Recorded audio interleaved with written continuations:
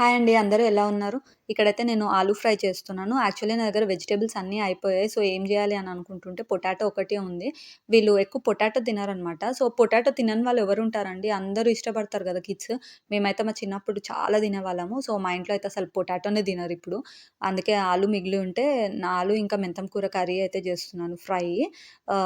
Taste అయితే చాలా బా వచ్చింది అండ్ తిన్నారు. ఇంకా అదోలా తిన్నారనమాట.